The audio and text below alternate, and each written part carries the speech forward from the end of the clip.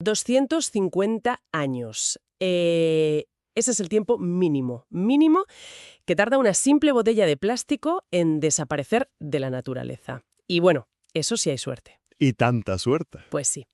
Hoy vamos a sumergirnos en un artículo de investigación fascinante que acaba de publicarse en la revista científica Advanced Energy Materials y plantea una solución que de verdad parece magia, pero es pura ciencia. El objetivo de este análisis a fondo es entender cómo la química moderna está a punto de transformar uno de los mayores desastres medioambientales de nuestra era. La famosa contaminación blanca, claro. Exacto. Transformar esa contaminación blanca en una mina de recursos químicos de altísimo valor. Para quienes siguen de cerca la actualidad medioambiental, la urgencia de este problema no es ninguna novedad.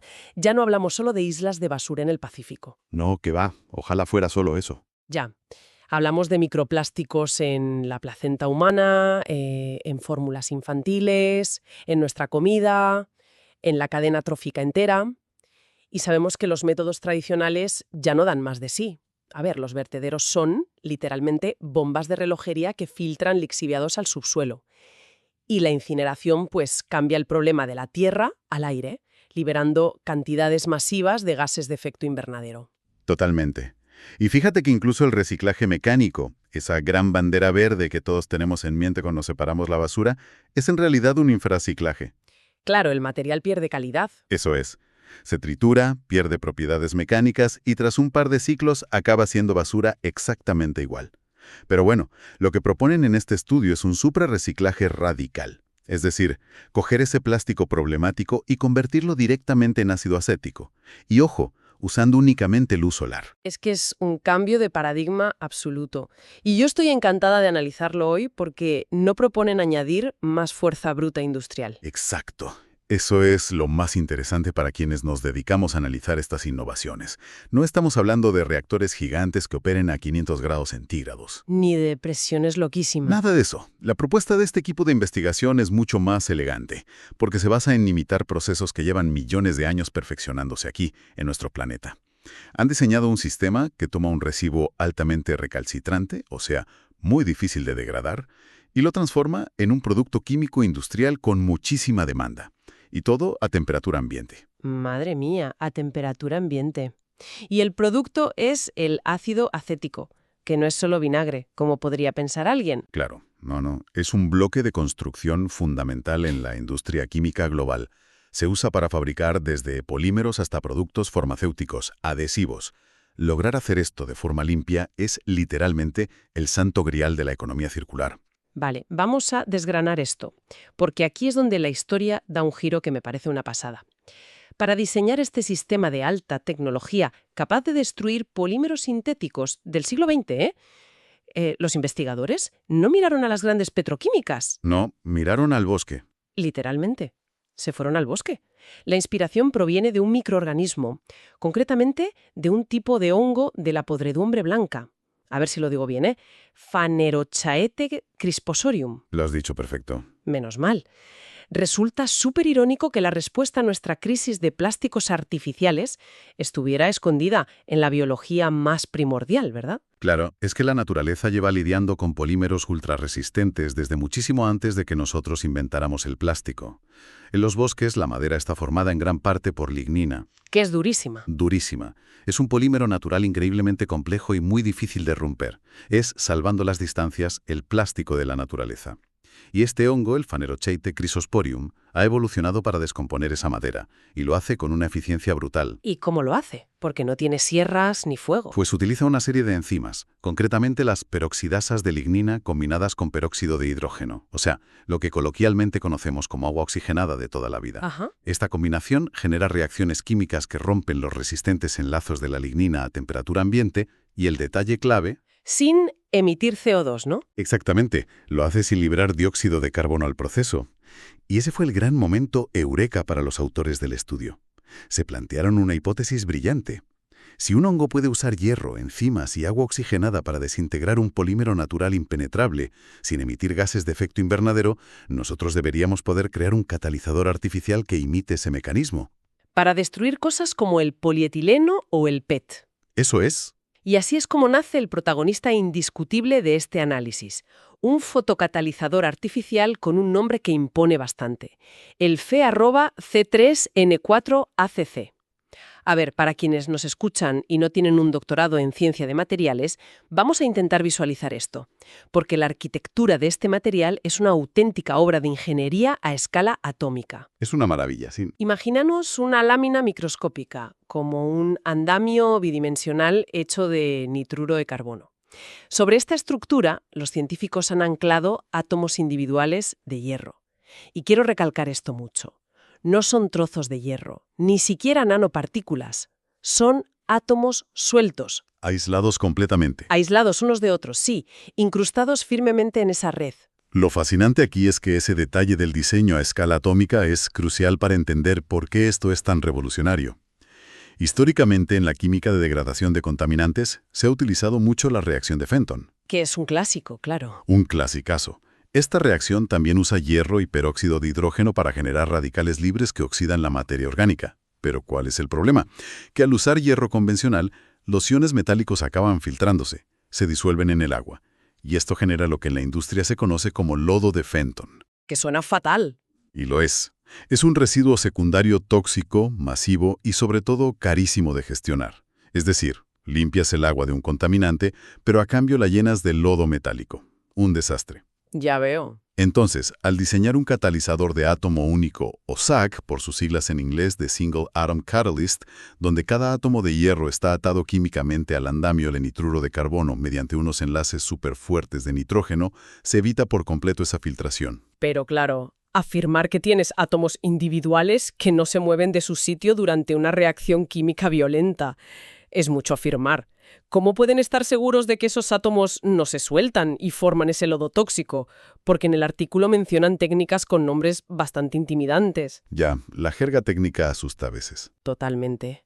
Hablan de espectroscopía de absorción de rayos X y microscopía electrónica de transmisión de barrido con corrección de aberraciones. Traducido al lenguaje de los mortales, ¿qué es exactamente lo que vieron los investigadores? Es una excelente pregunta. La evidencia empírica aquí es asombrosa, de verdad. Para confirmar la estabilidad del material, un microscopio normal no te sirve para nada. Utilizaron equipos tan avanzados que literalmente permiten hacer un zoom hasta ver la propia estructura atómica. Es alucinante. Lo es. Si hacemos una analogía, imaginemos que el andamio de nitruro de carbono es un estadio de fútbol inmenso, y los átomos de hierro son balones de fútbol distribuidos por las gradas. Con estas técnicas de microscopía electrónica, pudieron fotografiar el estadio y ver claramente que los balones estaban separados, aislados, sin agruparse en ninguna zona. Cada balón en su asiento. Exacto. Pero lo más importante vino después de someter el catalizador a 12 horas continuas de reacción fotocatalítica pura y dura. Volvieron a mirar el estadio y comprobaron mediante espectrometría de masas que la cantidad de hierro seguía siendo exactamente del 0,5% en peso. O sea, los balones no se habían movido ni un milímetro. Ni uno solo. No había lodo, no había filtración, una estabilidad estructural absolutamente impecable. Madre mía, es una precisión espectacular. Vale, entonces tenemos este andamio superestable que imita a un hongo devorador de madera. Ahora, hablemos de la acción. ¿Qué ocurre exactamente cuando metes plásticos en este sistema y lo expones al sol? El estudio describe el proceso como una fotocatálisis en cascada y ayuda bastante a imaginarlo como una fábrica de ensamblaje microscópica súper rápida que opera en dos fases, casi a la vez. En el paso 1, la luz solar impacta sobre el catalizador. Esta energía excita los electrones y activa el peróxido de hidrógeno presente en el agua, creando algo llamado radicales hidroxilo. Estos radicales son como unas tijeras químicas increíblemente agresivas que empiezan a cortar las largas y duras cadenas del plástico. Al cortarlas, el material se oxida y se convierte en un gas intermediario, dióxido de carbono. Y aquí, espera un momento, porque al leer esto la primera vez me saltaron todas las alarmas. Lógico. Claro, si el radical hidroxilo corta el plástico y lo convierte en CO2, no estamos haciendo un pan con unas tortas.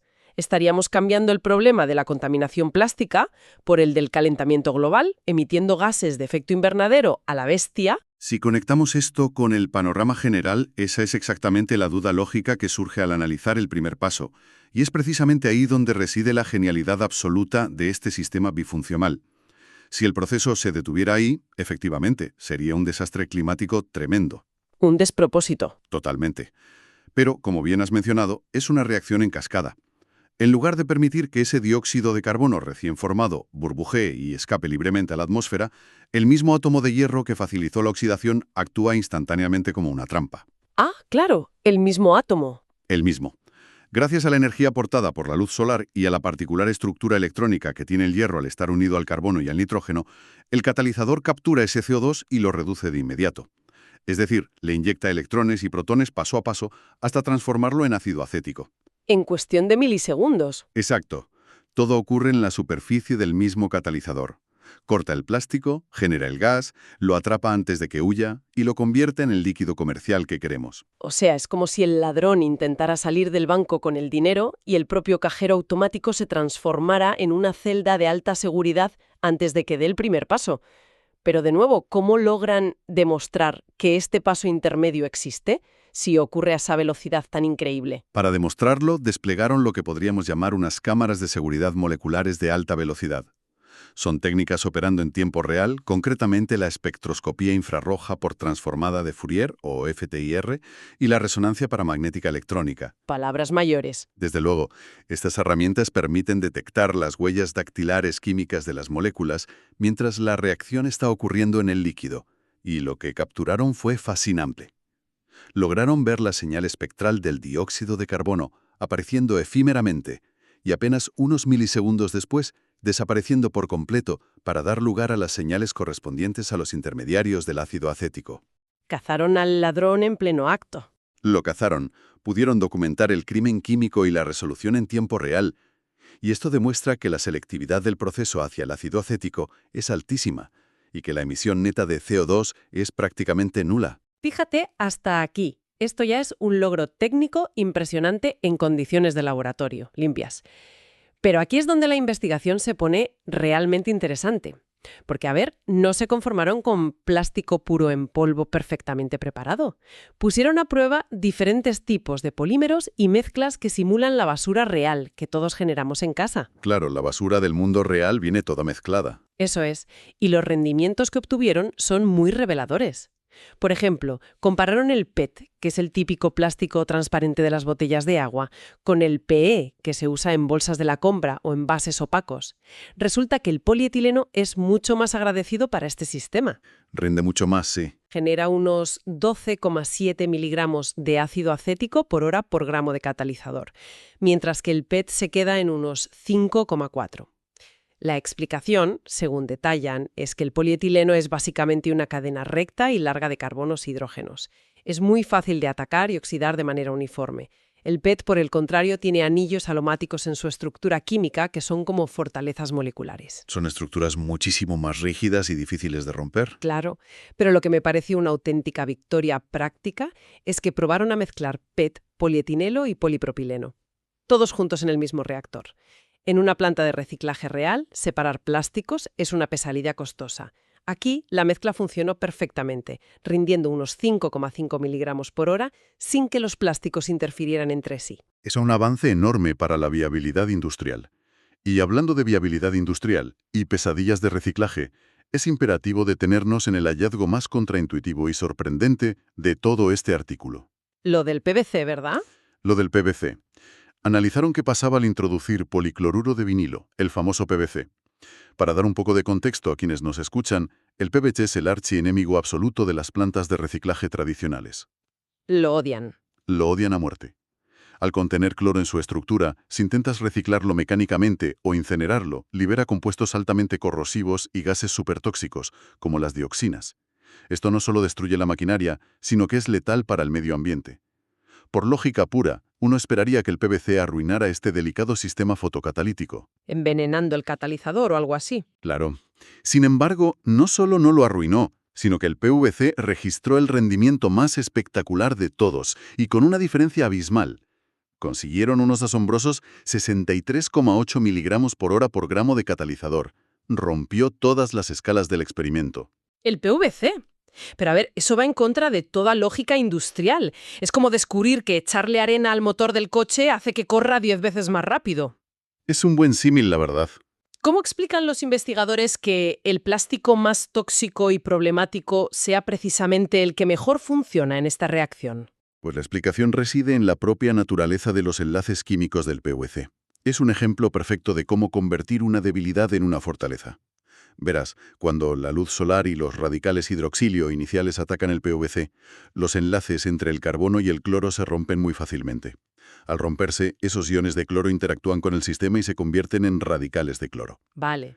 Y si antes decíamos que los radicales hidroxilo eran unas tijeras químicas, los radicales de cloro son auténticas motosierras a nivel molecular. Tienen un potencial de oxidación y una agresividad cinética muchísimo mayor. Lo que hacen es desencadenar una reacción en cadena brutal, atacando el esqueleto de carbono del polímero desde múltiples frentes a una velocidad vertiginosa. Acelerando todo el proceso a lo bestia. Exacto. Aceleran la degradación general y disparan la producción de ácido acético. Así que, fíjate, lo que históricamente ha sido el mayor obstáculo técnico para la gestión de residuos, en este reactor fotocatalítico actúa como un promotor interno de la reacción. Es una pasada cuando la química te da estas sorpresas. Y bueno, hablando de sorpresas, hay un detalle del diseño experimental que a mí me hizo sonreír. Porque claro, entre tanta nanotecnología y microscopios de millones de euros, usaron un truco que parece sacado de un vídeo de manualidades de Internet. El famoso papel de aluminio. Sí, pero que tiene una base física impecable. A ver, los investigadores querían optimizar la cantidad de luz solar que aprovechaba el reactor de vidrio. ¿Y qué hicieron?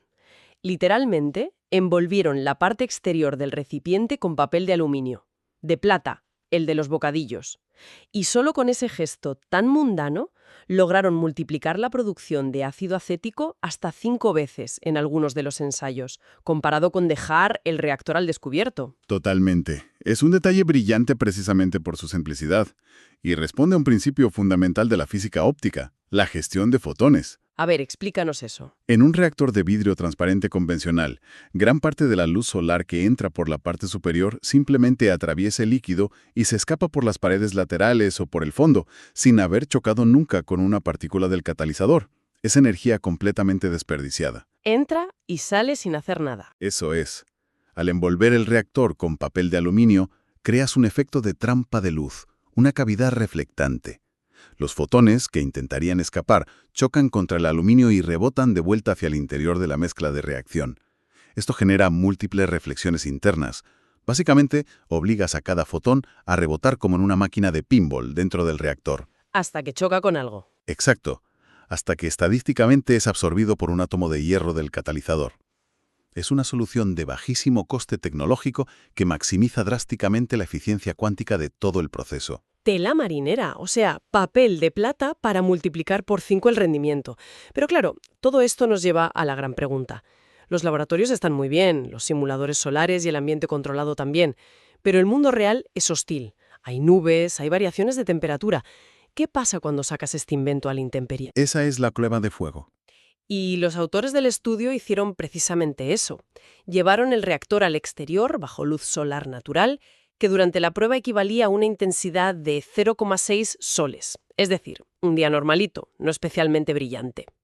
Para compensarlo, usaron una lente convexa, básicamente una lupa grande, para enfocar esa luz natural hacia el reactor. Y el sistema demostró ser robusto. Siguió produciendo ácido acético a partir de PET de forma constante. Lo cual confirma que la tecnología no depende de condiciones de laboratorio estériles. Y ese salto conceptual hacia el mundo real es el que nos obliga a analizar los números, que es donde muchas de estas innovaciones suelen tropezar. El artículo aporta un análisis tecnoeconómico muy detallado. Plantearon un escenario de escalado masivo, imaginando una planta industrial con un reactor de 12 metros cúbicos. O sea, multiplicando el experimento original unas 400.000 veces. Más o menos. Si analizamos el proceso desde una perspectiva puramente contable, con los precios de mercado actuales de los reactivos y del ácido acético, hoy por hoy este sistema operaría con pérdidas económicas. Al desglosar los costes operativos, identificaron rápidamente el cuello de botella. El 99,9% de los gastos recurrentes provienen de la compra continua de peróxido de hidrógeno. Claro, el agua oxigenada. A nivel doméstico es barata, Pero si necesitas miles de litros diarios a escala industrial, el coste de comprarla, transportarla de forma segura y almacenarla se come cualquier margen de beneficio que te pueda dejar la venta del ácido acético. Exacto. El peróxido de hidrógeno comercial es muy caro de transportar porque se mueve en soluciones muy diluidas por cuestiones de seguridad y de peso. Sin embargo, el análisis económico del estudio da un giro muy inteligente aquí. Esto plantea una pregunta importante. Argumentan que evaluar esta tecnología basándose únicamente en el precio comercial de los compuestos químicos es tener una visión muy miope de la economía global.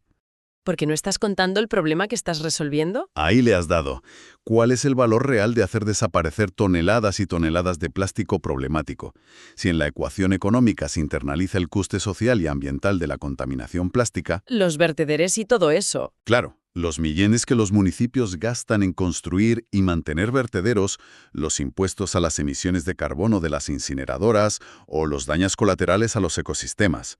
Si sumas todo eso, los números cambian drásticamente. Al sumar estos enormes ahorros ambientales, los beneficios totales del sistema superan en más del doble a los costes operativos. Es que, claro, te estás ahorrando un problemón. Además, estimaron que para que el proyecto fuera rentable en un escenario futuro, el coste de capital inicial para construir la planta y los reactores no debería superar los $580.000 por tonelada de capacidad de procesamiento. Que suena a mucho dinero. Pero Pero comparado con las expropiaciones de terrenos millonarias para abrir nuevos vertederos en zonas urbanas, resulta bastante competitivo. así es una cuestión de contabilidad completa. Si las administraciones públicas subvencionaran esta tecnología con el mismo dinero que actualmente gastan o tiran en gestionar la basura que no se puede reciclar, el modelo sería viable ahí mismo. Pero además, me gusta que la investigación no se queda esperando a que cambien las leyes económicas o los políticos, sino que propone una hoja de ruta tecnológica para eliminar ese gasto operativo absurdo. Así es. La solución propuesta pasa por no comprar el peróxido de hidrógeno fuera, sino fabricarlo in situ dentro de la propia planta de tratamiento. Hablan de acoplar este sistema a módulos electrocatalíticos alimentados por energía solar o eólica que sean capaces de sintetizar el agua oxigenada a partir de agua y oxígeno del aire, ahí mismo, en el lugar de la reacción. Si logran cerrar ese círculo y autoabastecerse del reactivo principal usando energía renovable, los costes operativos se desplomarían.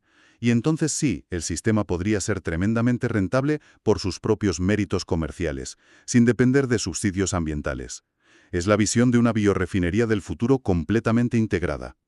Todo en uno. Todo en uno. Cogen la eficiencia molecular de un catalizador de un solo átomo, inspirado en la degradación enzimática de un hongo, lo acoplan con reacciones en cascada impulsadas por fotones solares y proponen cerrar el ciclo económico con electrocatálisis in situ, y todo ello resolviendo el problema de los plásticos mixtos sin necesidad de los carísimos procesos de separación manual previa que asfixian a la industria del reciclaje actual. Es un pompeunlo de ingeniería sostenible brillante. Para recapitular un poco la magnitud de lo que hemos analizado a fondo hoy, fíjate bien. La ciencia ha demostrado que es teóricamente y técnicamente posible coger un puñado de botellas de agua, plásticos de embalaje e incluso el temido PVC, sumergirlos en agua con peróxido de hidrógeno y, usando la energía del sol sobre un material inspirado en un hongo del bosque, transformar esa basura en un compuesto químico de alto valor. Todo ello ocurriendo en un solo recipiente, a temperatura ambiente, y logrando la grandísima hazaña de atrapar el carbono antes de que escape a la atmósfera. Es una ventana asombrosa hacia la economía circular real. Sí, no la de los folletos publicitarios verdes, sino la que resuelve problemas de verdad, a nivel molecular. Sin lugar a dudas. Es un testimonio espectacular del poder de la síntesis de materiales avanzados aplicados a problemas urgentes. Lo cual nos deja con una última reflexión, una idea para que la mente de quienes nos escuchan siga trabajando por su cuenta más allá de esta inmersión. A día de hoy, solemos mirar los inmensos vertederos que rodean nuestras ciudades como cicatrices vergonzosas, como el gran fracaso de nuestra sociedad de consumo. ¿Y lo son? Ahora mismo lo son. Claro. Pero, a la luz de estas tecnologías fotocatalíticas, imaginemos por un momento el futuro. Es posible que las generaciones venideras miren hacia nuestras montañas de basura enterrada no como un desastre ecológico insalvable, sino como las minas de recursos químicos más ricas del planeta, esperando a ser cosechadas con la simple ayuda del sol. ¡Qué buena perspectiva! Y aún más profundo. Si logramos imitar la elegancia de la biología para deshacer nuestros polímeros sintéticos, la pregunta ya no es solo si podemos limpiar el planeta.